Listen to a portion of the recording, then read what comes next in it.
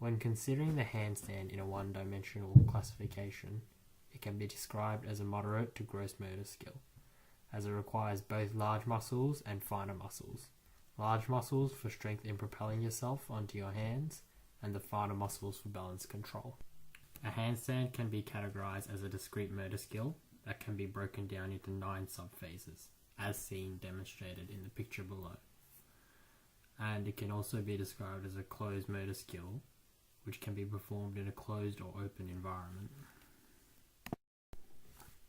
In accordance to Gentile's taxonomy, a handstand can be classified as 1C, due to the body being in transport with no object manipulation. It is also in a stationary regulation condition with no intertrial variability.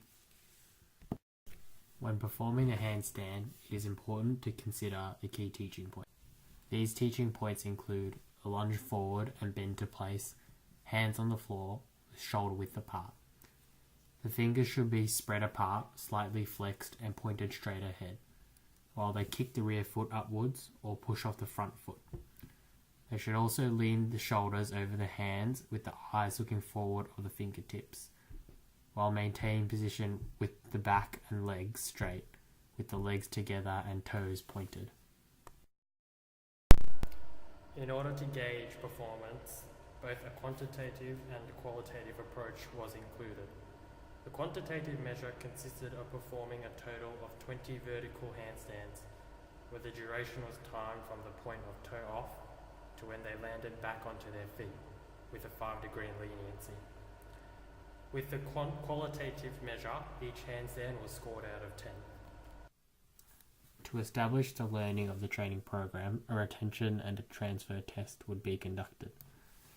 The retention test would consist of conducting the same performance measures for the handstand a fortnight later, while the transfer test would include a progression of the handstand.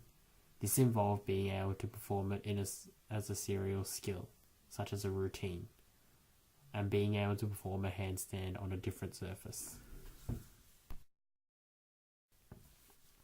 When developing the skills for a handstand, stages of learning became the main objective.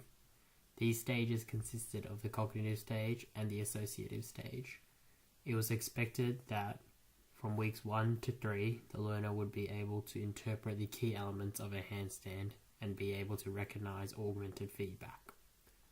From weeks 3 to 5, the learner would have progressed to the associative stage, where they would be able to understand the key aspects of the skill and how they interrelate. They would also be able to adjust movement patterns as the situation would demand. Transfer of learning is limited to the individual. In order to perform a handstand, it requires good balance and upper body strength.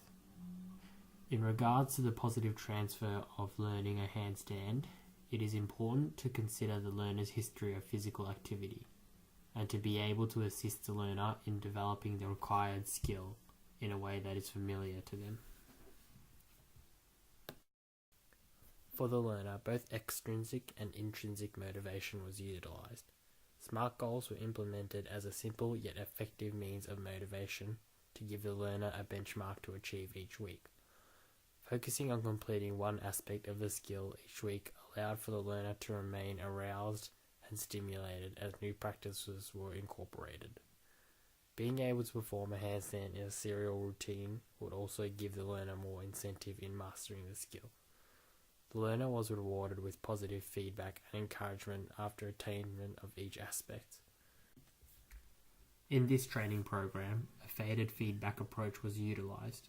Initially, prescriptive and descriptive feedback was provided based on knowledge of performance, with a delayed feedback approach.